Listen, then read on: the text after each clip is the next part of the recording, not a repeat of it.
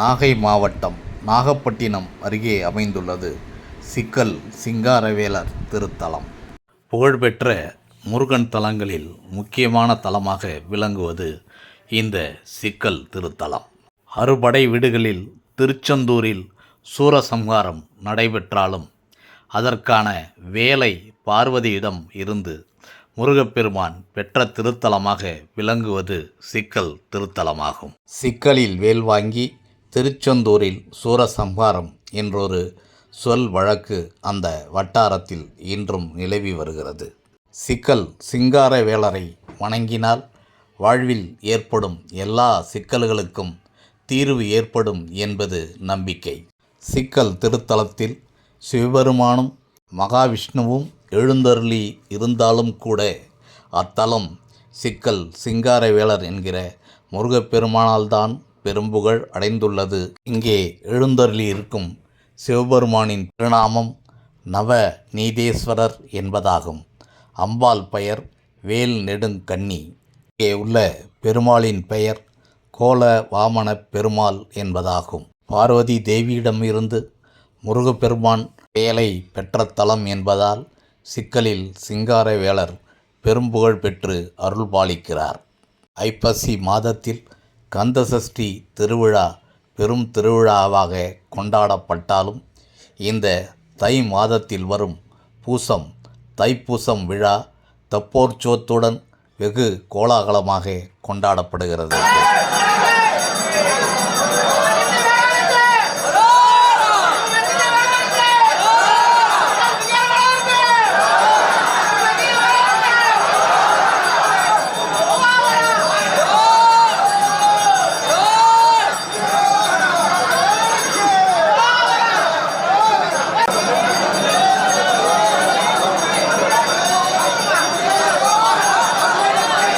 ஆதி நாளில் இன்று சிக்கல் என்று அழைக்கப்படும் திருத்தலம் ஒரு பெரும் மல்லிகை காடாக இருந்தது. ஒரு பெரும் சாபத்தின் காரணமாக காமதேனு என்கிற அந்த தெய்வீக பசு இந்த மல்லிகை தோப்பில்தான் வந்திருந்து சிவபெருமானை தன் சாப விமோசனத்திற்காக வழிபட்டது என்பது வரலாறு. சிவனை வழிபடும் பொருட்டு அந்த காமதேனு பசு ஒரு குளம் வெட்டியது. அந்த குளத்தில் முழுக்க முழுக்க நீர் இல்லை. காமதேனு தான் சுரந்த பால் மூலம் அந்த குளத்தை நிரப்பியது. அதனால் அதற்கு பால் குளம் என்கிற பேர் ஏற்பட்டது. அங்கு வந்த வசிஷ்டர் என்கிற மகரிஷி அந்த பால் குளக்கரையில் இருந்து தவம் மேற்கொண்டார். காற்றினால் ஏற்பட்ட அலையின் காரணமாக பால் குளம் திரண்டு வெண்ணெய்கள் மிதந்தன. அந்த வெண்ணெயை திரட்டி வசிஷ்டர் ஒரு சிவலிங்கத்தை ஸ்தாபித்தார். அதனாலேயே அவருக்கு நவநிதேஸ்வரர் என்கிற திருநாமம் ஏற்பட்டது. தவத்தை நிறைவு செய்து கொண்டு புறப்பட்ட போது அவர் தான் வணங்கிய அந்த வெண்ணெய் சிவலிங்கத்தை தரையிலிருந்து எடுக்க முயன்றபோது அது தரையிலிருந்து வராமல் அங்கேயே சிக்கிக் கொண்டது.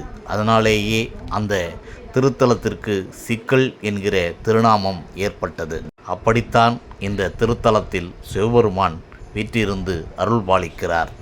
காமதேனு உருவாக்கிய பால் குளம் இன்றும் இருக்கிறது. பால் குளம் என்கிற திருநாமத்தோடு. ஆனால் அதில் இப்போது பால் இல்லை, தண்ணீர்தான் நிரம்பி வழிகிறது. சிக்கல் சிங்காரவேலரின் ஆலயத்தின் பின்புறம் அந்த பெரிய குளம் இன்றும் இருக்கிறது. அந்த குளத்தில்தான் கோவிலின் தெப்போற்சவங்கள் நடைபெறுகின்றன. இந்த தைப்பூச திருவிழாவின் போதும் அந்த குளத்தில் பள்ளி தெய்வானையோடு சிங்காரவேலர் எழுந்தருளி தெப்போற்சவம் காணுகிறார். தைப்பூசத்தன்று சிங்காரவேலரை தரிசிப்பது பல்வேறு நன்மைகளையும் சுபிட்சங்களையும் வரங்களையும் வழங்கும் என்பதால் திரளான சுற்றுவட்டார மக்கள் மட்டுமின்றி பல்வேறு மாநிலங்களில் இருந்தும் கூட முருக பக்தர்கள் சிக்கல் சிங்காரவேலர் ஆலயத்தில் திரள்கிறார்கள். சிக்கல் சிங்காரவேலர் ஆலயத்தில் நடைபெற்ற தைப்பூச திருவிழா நிகழ்ச்சிகளையும் தெப்ப உற்சவத்தையும் தான் இங்கே நீங்கள் காண்கிறீர்கள். உங்களுக்கு சிக்கல் சிங்காரவேலரின் முழு ஆசீர்வாதமும் அருளும் கிடைக்கப்பெற்று வாழ்க வளமுடன் என நாங்களும் உங்களோடு சேர்ந்து பிரார்த்திக்கிறோம். ஓம் முருகா, வெற்றிவேல் முருகனுக்கு அரோகரா, சிக்கல் சிங்காரவேலருக்கு அரோகரா என்று போற்றி புகழ்ந்து முருகன் திருப்புகழை பாடி வணங்குவோம். வாழ்க வளமுடன். நன்றி, வணக்கம்.